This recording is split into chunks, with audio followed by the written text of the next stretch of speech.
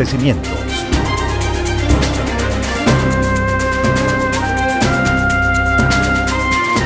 Lo profundizamos en una entrevista en vivo. Son las 7:37. Damos la bienvenida al economista Marco Flores, miembro del Foro de Economía. Economista Flores, quisiéramos conocer su punto de vista sobre el estado de situación de la economía ecuatoriana. La semana pasada hubo inquietantes mensajes en las redes sociales que se referían al Acuerdo 22 del Ministerio de Economía y Finanzas, publicado el 13 de mayo en el registro oficial 556, mediante el cual se decidió un sistema de clasificación, en otras palabras, restricción de divulgación de información que provenga desde el Ministerio de Economía. Se procedería con mecanismos de registro y custodia de información pública que sería calificada como reservada y confidencial. Solamente con una mayoría en la Asamblea Nacional se podría desclasificar estos documentos, son las lecturas que se han dado. Con este antecedente quisiéramos conocer sobre el Fondo Monetario Internacional y el acuerdo con Ecuador, cuando estaba previsto que el ministro Vega comparezca en la Asamblea el pasado 14 de mayo y deberá posiblemente hacerlo dentro de esta semana. Le escuchamos y le damos la bienvenida. Buenos días, Gustavo. Un saludo cordial para usted y para toda su audiencia. Voy a comenzar por lo último. Bueno, el acuerdo que ha expedido el ministro de Finanzas es absolutamente impresentable, ¿no? Ese es un acuerdo exclusivamente para esconder la información a la gente que es además la que paga los préstamos. La única información que no solamente es reservada, sensible, como dice el acuerdo, y más bien es secreta, es la información que tiene que ver con la seguridad nacional. Esa es la información secreta. En el Ministerio de Finanzas no existe información secreta, con excepción de la que le digo, la que está relacionada a la seguridad nacional. Y cuando el Ministerio de Finanzas está negociando préstamos, está negociando una reestructuración de deuda, mientras dura el proceso de consecución de los préstamos o la parte pertinente de la reestructuración de deuda, esa parte es reservada. Y luego la ley le ordena al Ministerio de Finanzas que abra la información. Lo que ha hecho el ministro de Finanzas además es ilegal. Es ilegal porque se opone a la ley de acceso a la información. Y luego habla muy mal de la forma en que se maneja la política económica, ¿no? Tratando de esconderle las cosas a la gente. Es realmente impresentable. En lo que tiene que ver con la situación fiscal, bueno, esta situación fiscal no ha variado, sigue siendo una situación fiscal sumamente complicada para el Ecuador. El acuerdo con el Fondo Monetario Internacional, más allá de las condicionalidades que exige el Fondo Monetario, el incremento del IVA que ya ocurrió, el aumento a precios internacionales de los combustibles que se expenden en el país, inclusive los de producción nacional, aumento a precios internacionales a pesar de que estén muy lejos de tener la calidad internacional. Y en definitiva, una nueva contracción del gasto público que terminará liquidando lo poco que hay de inversión extranjera, de inversión nacional pública en el país, es conocido por la ciudadanía. Este acuerdo con el Fondo Monetario para que el Ecuador reciba 4.000 millones no es como mucha gente cree, ¿no? Que la plata va a venir mañana.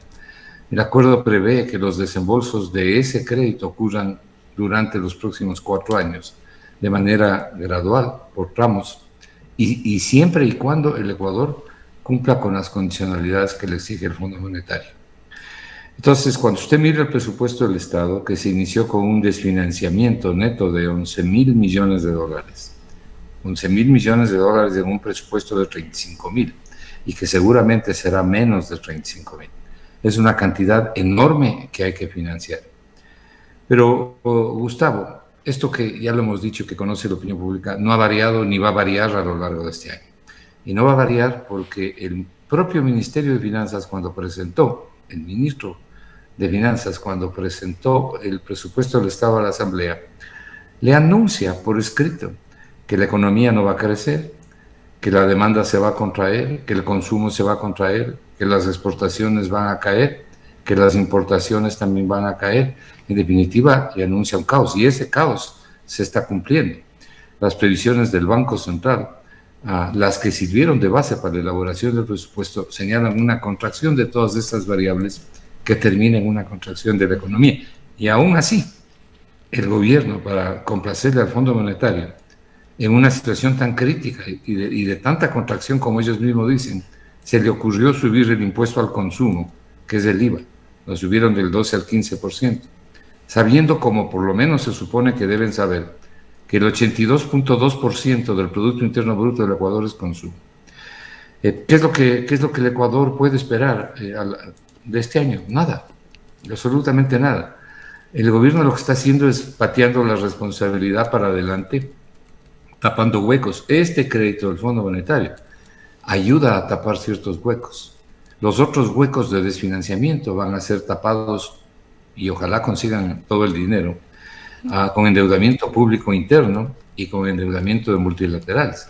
Pero es simplemente nueva deuda para tapar vieja deuda, es decir, nuevos huecos que se abren para tapar otros huecos, ¿no? Ahora, economista... La razón es simple: no hay crecimiento económico que pueda tener una economía sostenible con generación de empleo y mayor actividad que genere a su vez para el SDI y para el Seguro Social mayor recaudación. Sí, Rosana, buenos días. Economista, muy buenos días. Quizás insistiendo en el tema de esta nueva normativa emitida por el Ministerio de Finanzas, la decisión de que cualquier información o documento sea reservado quedará a discreción del ministro de turno, en este caso el ministro Juan Carlos Vega. Nos preguntamos si esto es legal, porque entendemos que las finanzas públicas deberían ser transparentes. Hay una ley, además de transparencia de la información, que obliga a las instituciones a publicar en sus páginas web toda la información. Entonces entenderíamos que a discreción del ministro o a voluntad del ministro se podría o no declarar cualquier información sin discriminación alguna como reservada. Esto por un lado, y por otro lado, por ejemplo, el tema del Fondo Monetario Internacional, que ahora se le ha convocado al ministro a la Asamblea Nacional, él en su momento puede decir, no, esta es información clasificada, reservada, y no se comunica nada al respecto. Bueno, primero, la información para ser clasificada, reservada, debe ser justificada en ese sentido. El convenio con el Fondo Monetario Internacional no tiene nada de clasificado ni reservado. Ese convenio lo que hace es establecerle al Ecuador ciertos cupos y ciertas metas. Por ejemplo, le condiciona al Ecuador a no sobrepasar un determinado nivel de gasto primario. El gasto primario es la diferencia entre ingresos y egresos en el presupuesto del Estado antes de pagar los intereses de la deuda. Le condiciona a mantener un nivel determinado de reservas internacionales. Le condiciona a una disminución en general del gasto público, no solo del gasto primario. Y la fuente o la forma de hacer eso es despidiendo trabajadores. Pero además, como ese condicionamiento de gasto primario es sumamente restrictivo, eso liquida la inversión pública. Le voy a dar una cifra que es verdaderamente lamentable. Hace unos días el Observatorio de la Política Fiscal hizo una publicación. La gente debe recordar que cuando se aprobó el presupuesto del Estado, bueno, no tiene por qué recordarlo en general, yo lo voy a recordar. Se aprobó también el Plan Anual de Inversiones del Presupuesto del Estado, que es un instrumento fundamental de inversión pública.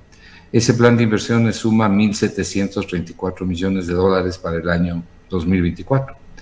Pero el Observatorio de la Política Fiscal informó y dio a conocer que en el primer trimestre de este año, es decir, en el periodo de enero-marzo, de esos 1.734 millones de inversión que está programada para el año, el Ministerio de Finanzas únicamente ha desembolsado 20 millones de dólares.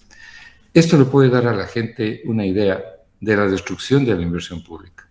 Y esa destrucción de la inversión pública se expresa en lo que estamos viendo, horrorizados además. Enfermos que no pueden realizarse las diálisis porque el Ministerio de Finanzas no paga lo que debe a la empresa que proporciona los equipos, a la que la propia empresa dice que le están debiendo más de 100 millones de dólares y ha suspendido la provisión de los servicios, lo cual significa que los enfermos deben morir. Imagínense la barbaridad, la monstruosidad que es esto. Economista Flores, la semana que no se les puede atender. La semana pasada fue proficua en declaraciones públicas de los dos mandatarios de la nación, el presidente Noboa y la vicepresidenta. Noboa compareció ante varios medios de comunicación internacionales, me parece que fue ante la agencia EFE en España, en la que le preguntaron los principales logros de su gobierno. Habló, por supuesto, sobre el control de la delincuencia y la violencia, pero sobre la economía dijo que había recibido un país con 4.500 millones de dólares de mora en los pagos pendientes que tenía el gobierno anterior, y que su gobierno ha logrado estabilizar la economía. Realmente tenemos una economía más estable con el presidente Noboa.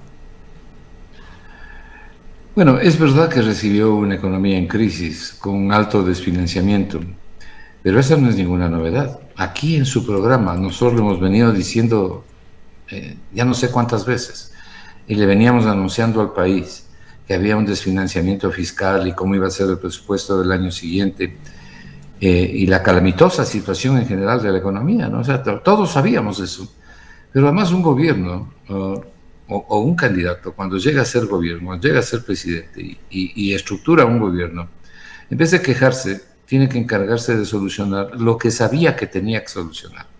Es decir, esta no es ninguna sorpresa para nadie.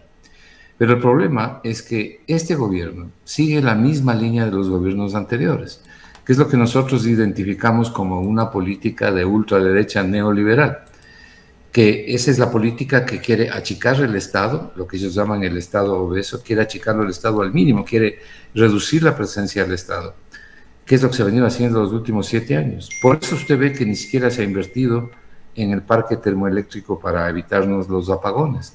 Por eso usted ve la situación de los hospitales públicos, de eso que hemos estado hablando. El desastre que significa la anulación de la inversión pública, el desastre que significa el abandono de la infraestructura básica de carreteras, puentes, porque no hay inversión pública y porque la plata está destinada al pago de la deuda pública, fundamentalmente al pago de la deuda pública externa. Y donde no se hace prioridades, por lo menos para tomar una parte del endeudamiento e impulsar el crecimiento de la economía con empleo. Los neoliberales son opuestos a esta tesis. Los neoliberales creen que el mercado lo puede todo y que el mercado es una gran asignación de recursos.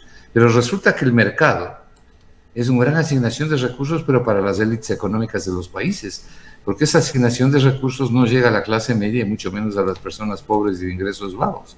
Y esto es algo que se conoce a lo largo de la historia de la humanidad. Entonces, la presencia del Estado es fundamental para redistribuir los recursos.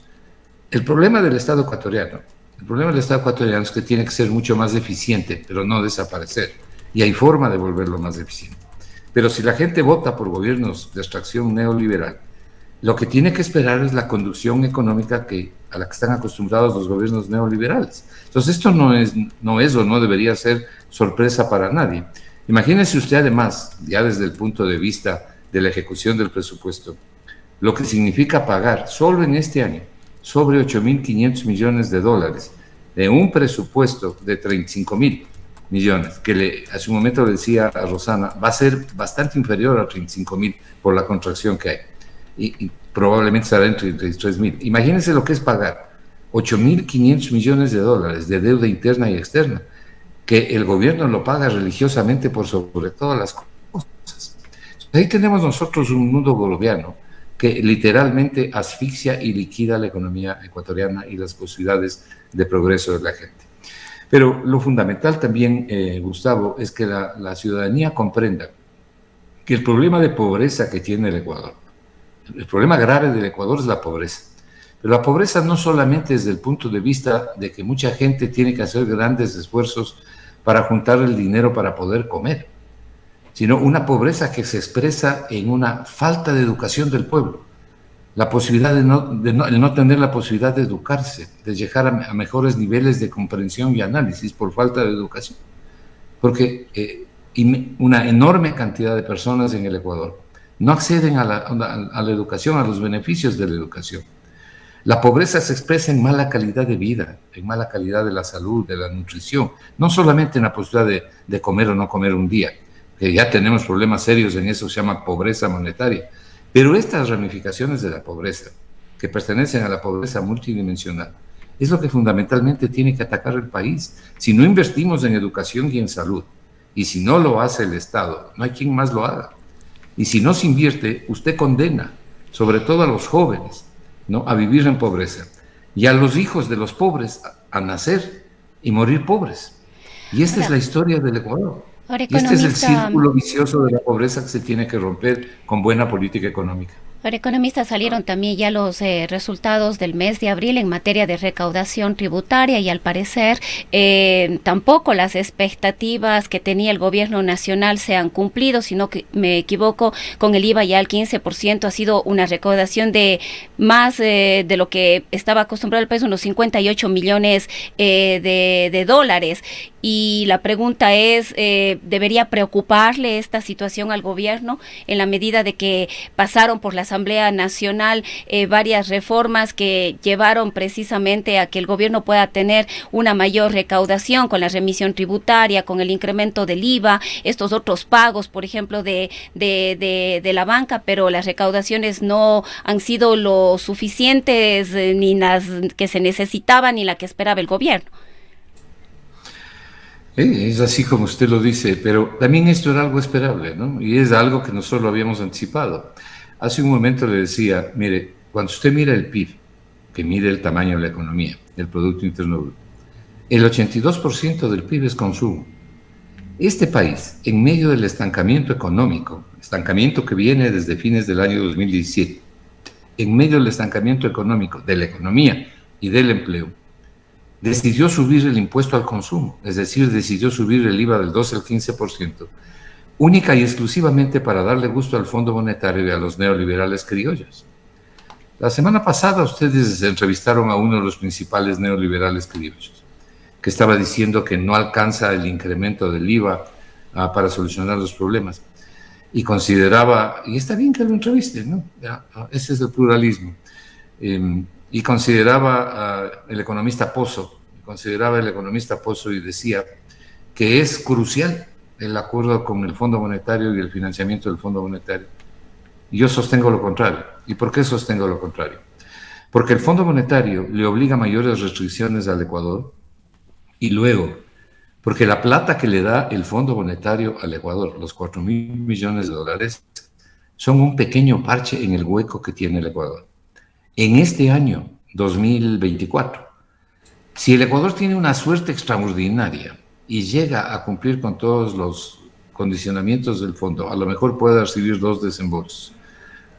Creo que recibirá uno de 800 millones. Si recibe el segundo sería una maravilla.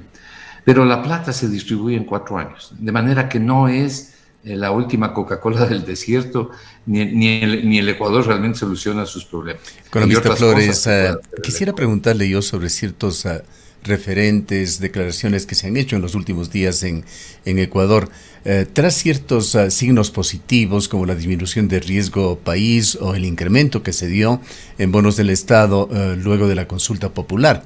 En estos últimos días, el costo de los papeles ecuatorianos, los bonos de deuda soberana, entendemos que han bajado. Por otra parte, el riesgo país se ha incrementado en algo más de 100 puntos y hay declaraciones de conocidos analistas como el señor Alejandro Arriaza, conocido analista de Barclays, que dice que aún no se alejan los fantasmas de una posible default de Ecuador. Lo dijo en declaraciones también para algún medio de comunicación la semana pasada. ¿Qué le dicen a usted estos datos? La semana pasada yo escribí sobre eso, Gustavo. Yo no coincido realmente, por lo menos no coincido mucho con lo que ha dicho este analista que usted cita, y además yo a los analistas de los mercados internacionales no les creo mucho porque tienen un sesgo, y el sesgo de sus propios intereses de cobrar. Ellos son analistas para cobrar, pertenecen a los bancos, a las instituciones a quienes debe el Ecuador, a los tenedores de los bonos. Entonces analizan desde su propia perspectiva de lo que a ellos les interesa. Para ellos es una maravilla que el Ecuador sube el IVA al 15% y ojalá lo suba al 20%. Consideran que el Ecuador debería en esta vez haber subido el IVA al 18%, eso es lo que han venido diciendo. ¿Por qué? Porque desde su perspectiva lo que quieren es cobrar. Yo no les acuso por eso, pero hay que medir y hay que valorar quiénes están haciendo las cosas. Mire, ¿a qué se debió la reducción del riesgo país? Se debió en primer lugar al incremento del IVA, pues. ¿Quiénes son los entrevistados? El riesgo país se produce luego de una encuesta. ¿Quiénes son los entrevistados para la encuesta del riesgo país? Los tenedores de los bonos ecuatorianos. Esos son a los que se les pregunta, ¿a usted cree que le van a pagar? ¿Cree que las cosas van a ir mejor? Entonces, si ellos ven que sube el IVA, dicen, va a haber más plata para que nos paguen, van a subir las reservas, va a haber platita guardada para que nos paguen primerito a nosotros.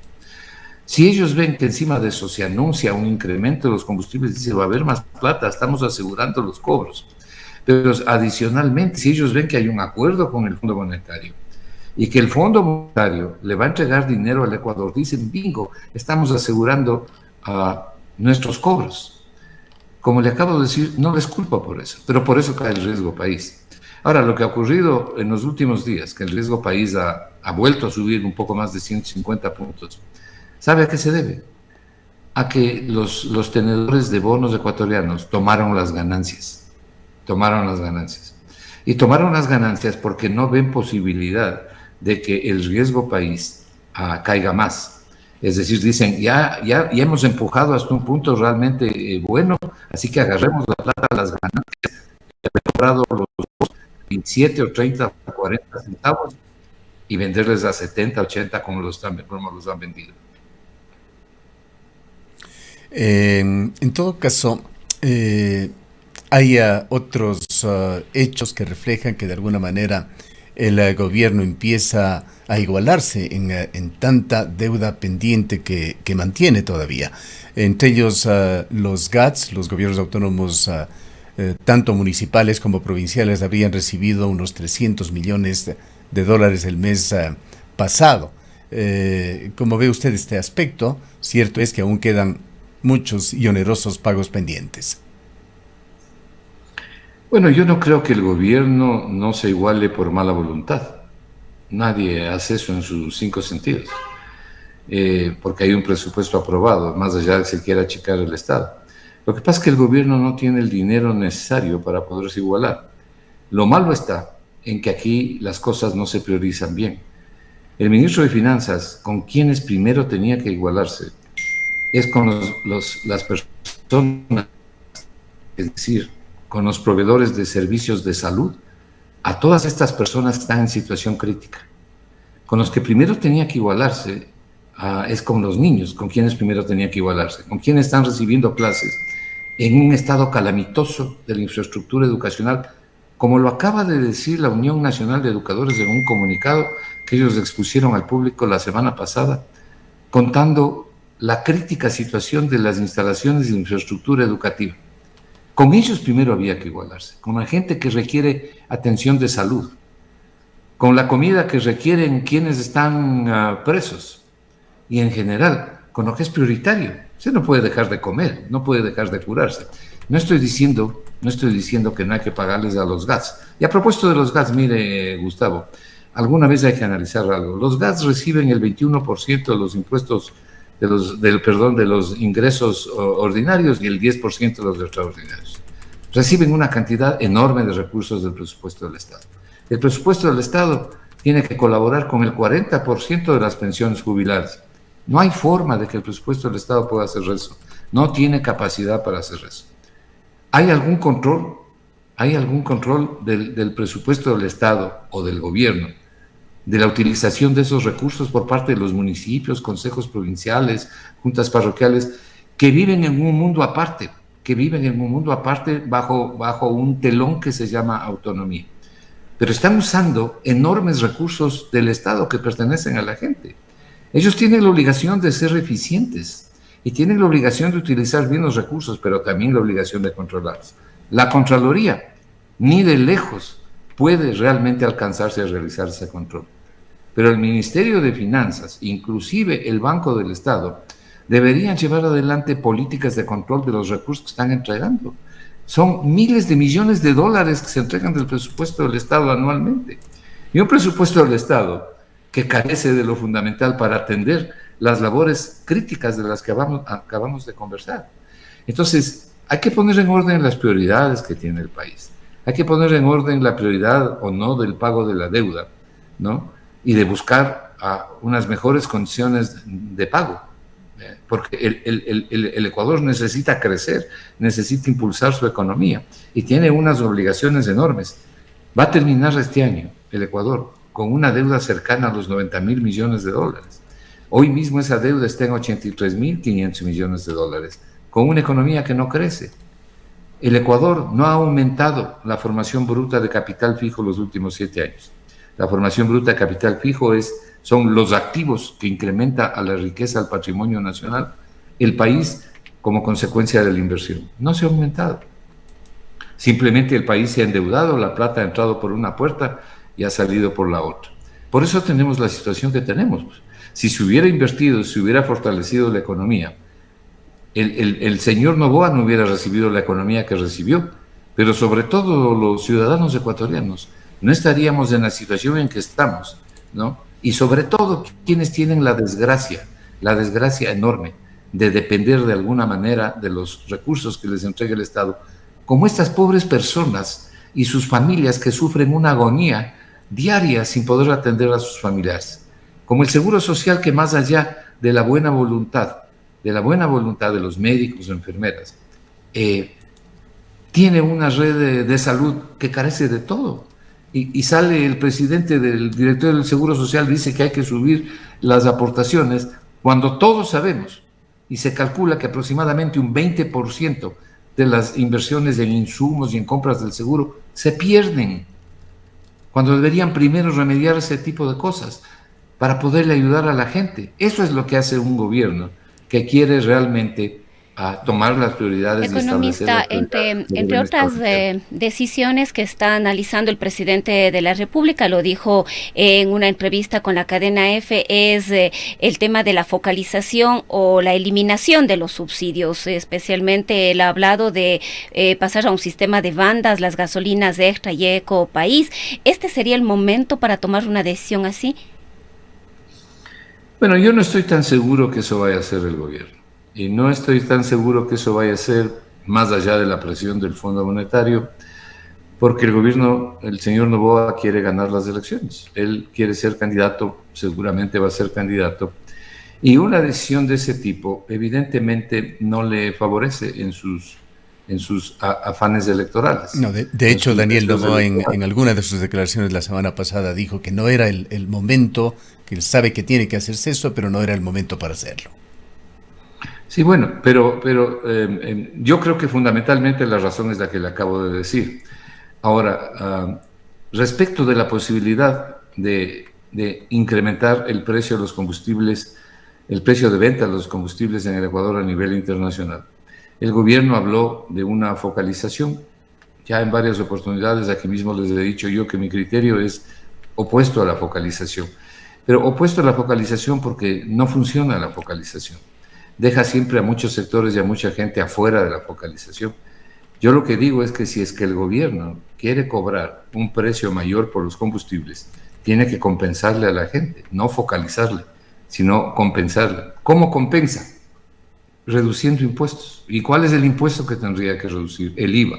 Si el gobierno redujo del 12 al 5% el impuesto que tienen que pagar los constructores, y entre esos constructores hay personas relacionadas al propio gobierno, ¿cómo es que acá, en términos de subir el precio de los combustibles, no se le ocurre compensar a las personas reduciendo los impuestos y más bien le sube el IVA? Entonces, la forma de compensar es reduciendo impuestos, pero desgraciadamente el gobierno ha subido el IVA y paralelamente ha incrementado los famosos incentivos tributarios para entregar principales activos del Estado al manejo privado. Este es el neoliberalismo. Bien, Esto economista Flores, lamentablemente el tiempo se nos agota ya. Quisiera terminar con una breve expectativa suya que le genera la presencia del economista Juan Carlos Vega. ¿Qué es lo que espera usted escucharle cuando irá a la Asamblea? Eventualmente lo hará esta semana. A ver, mire, yo a mí no me gusta hablar de temas personales, pero yo creo que el señor Vega es una buena persona, es un buen ser humano, es el criterio que tengo de él. Pero me parece que él no es la persona adecuada para dirigir la economía ecuatoriana porque no tiene el conocimiento ni la experiencia adecuada para poder hacerlo, lo cual no es ningún pecado. Uno no puede saber de todo. ¿Qué expectativas tengo yo de su presencia en la Asamblea? No tengo ninguna expectativa, ¿no? Tampoco confío mucho en la Asamblea, pero fundamentalmente lo que la gente quiere saber es algo que nosotros ya lo venimos diciendo. Quiere escucharle al ministro de Finanzas cuáles son las condiciones que le está exigiendo el Fondo Monetario. Además, debería contarlo, porque él está siendo exigido por el Fondo Monetario a cumplir ciertas cosas. Y como tiene un asesor estrictamente neoliberal ahí, que fue funcionario del Fondo Monetario, con mayor razón. ¿A quién se refiere? ¿Perdón? ¿A quién de los asesores se refiere? A Cueva, a Simón Cueva. ¿No? Entonces, él debería decirle al país y debería decirle a la Asamblea, miren, las condiciones que exige el Fondo Monetario son estas, y decirlo con sinceridad. Y son condiciones sumamente complicadas para el país, sobre todo sumamente complicadas para las personas pobres y de menores ingresos, porque como le dije hace un momento a Gustavo, esto restringe la inversión pública, que es de la que dependen una enorme cantidad de ciudadanos, hombres y mujeres ecuatorianos en el Ecuador, por ejemplo, en el tema de la salud, por ejemplo, en el tema de la educación. No existe. Yo le hago un desafío a cualquiera de los economistas neoliberales que usted entrevista. Primero, cuando quieran debatir, encantado lo hacemos. Pero por lo menos les hago un desafío, que mencionen un país, no dos, uno solo, donde la austeridad expansiva del Fondo Monetario ha ayudado para que los países salgan de la crisis. Un solo país en el mundo que menciona. El último, Grecia. Grecia está postrada, ahora tiene una deuda para pagar en 60 años. Está postrada desde el punto de vista del empleo, del crecimiento económico, de los ingresos de la gente. La troika europea junto con el Fondo Monetario Internacional le llevaron a una pobreza extrema a Grecia. Argentina, que tanto habló el señor Milei ayer en la reunión de la ultraderecha neoliberal y libertaria reunida por Vox en Madrid, que tanto habló y que tanto injurió el señor Milei, incluso injurió al propio gobierno y al propio país que le estaba recibiendo, porque injurió a la esposa del presidente del gobierno español, y eso no se hace cuando uno es recibido en el país. Incluso el señor Milei, en vez de decir todo lo que dijo, un neoliberal y libertario conspicuo como es, debería preocuparse de lo que acaba de publicar la UCA, la Universidad Católica de Argentina, que dice que la pobreza en Argentina ha llegado al 55% y que la indigencia está entre el 18 y el 22% de la población. De eso debería preocuparse. Pero mire todo lo que fueron a decir ayer con una virulencia y una agresividad única. Ese es el neoliberalismo.